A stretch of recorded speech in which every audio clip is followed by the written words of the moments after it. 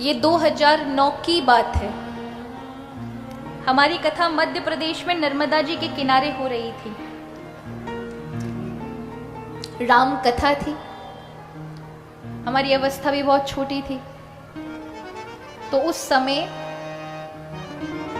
हमारी कथा के प्रथम दिन ही जब कलश यात्रा हो रही थी और कथा में जैसे ही वहां पंडाल में आए तो एक पागल सा व्यक्ति जिसका पैर लड़खड़ा रहा है और कपड़े भी सही नहीं है, भाग भाग करके सारी सेवाएं कर रहा है। प्रसाद लाना और किसी को कुछ चाहिए तो वो देना।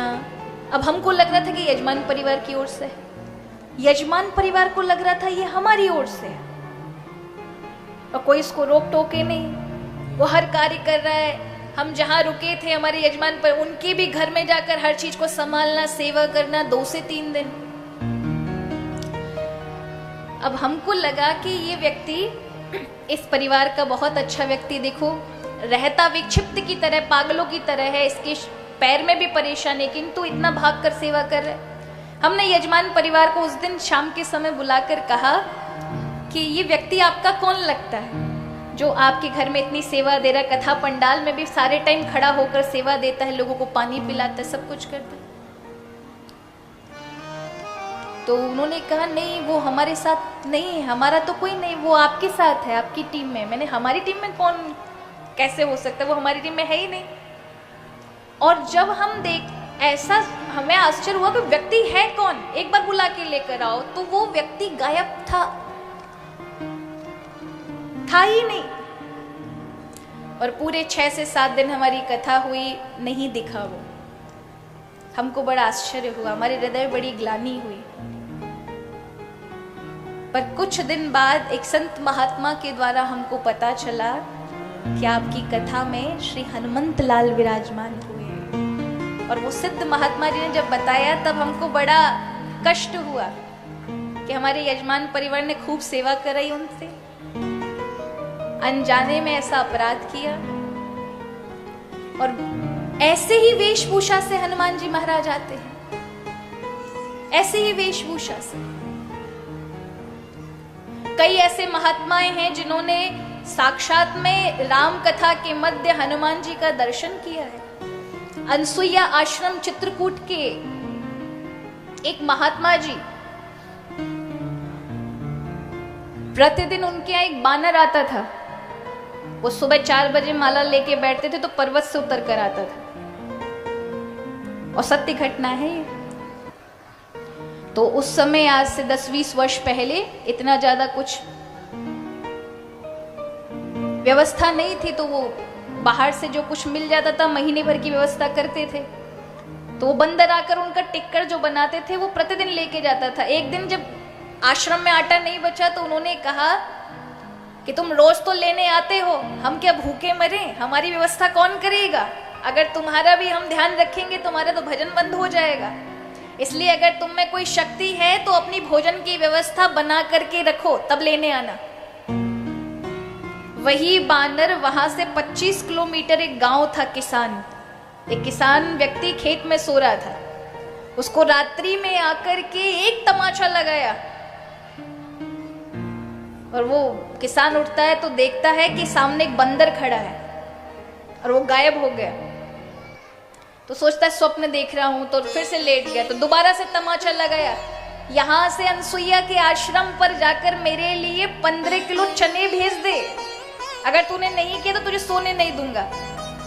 तो वो किसान ने सोचा कि कोई सपना ही देख रहा हूं, फिर से सो गया। तीसरे में जैसे ही अब तीसरा तमाचा मारा, फिर तो किसान उठ गया, ये तो सच है, कोई मारे जा रहा है, किसी को चने चाहिए और बानर है।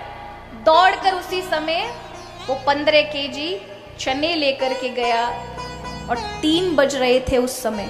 वो किसान आता है अनसुईया आश्रम में, बोलता है महात्मा जी यहाँ कोई बंदर है क्या जो मुझसे चने मांगने आया था? तो वो संत जी उठते हैं, उन्होंने कहा अरे उस बानर के अंदर तो बड़ी शक्ति है, देखो उसने अपने भोजन की व्यवस्था कर ली। तभी ठीक 4 बजे वो बानर उतर करके आया, वहां बैठा। संत जी खुश हुए, उन्होंने उसको वो रोटी प्रदान की और कहा भैया तेरे में शक्ति तो है, तूने व्यवस्था अपनी कर ली, हमने तुझसे बड़ा अपराध करवाया, ये ऐसा क्यों किया हमने। पर वो किसान देखता है, उसके मन में ऐसा भाव जागा, उसने कहा इन ब्रह्मचारी बानर की पूरे साल की नहीं आजीवन की व्यवस्था मैं करूंगा, इनका जो भी भोजन होगा मेरे द्वारा होगा। ये साक्षात प्रमाण है, हनुमान जी किसी न किसी रूप में आकर के अपने भक्तों को, अपने संतों को, जो उनसे जुड़े हुए हैं ऐसे निर्मल भक्तों को दर्शन देते। एक बार बचपन में कल्याण पढ़ रही थी, गीता प्रेस गोरखपुर से आता है, एक पत्रिका आती है, उसमें एक वर्णन था, एक वाक्य था, सत्य घटना से वो लेकर के कल्याण में छापते हैं। तो उस पत्र में मैंने पढ़ा कि वहां पर कानपुर की घटना थी कि एक भक्त था हनुमान जी का, रात दिन हनुमान जी को सालों साल से पूजा कर रहा था। घर में 4 बेटी थी, घर में जमीन के नाम पे कुछ नहीं था, धन के नाम पे कुछ नहीं था, बेटी बड़ी पे बड़ी होती जा रही थी, कोई विवाह का कहीं कोई कैसी व्यवस्था होगी, कहीं कोई व्यवस्था नहीं। लेकिन प्रतिदिन हनुमान जी की भक्ति करके एक ही बात कहना, बाबा मेरी बेटी के पीले हाथ कर दो, बाबा मेरी बेटी के पीले हाथ कर दो। एक अच्छा रिश्ता भी मिल गया, लेकिन रिश्तेदारों ने कहा कि बारात का ये सब काम करना पड़ेगा। अब घर अच्छा था, मना नहीं कर पाए, लेकिन व्यवस्था कैसे होगी।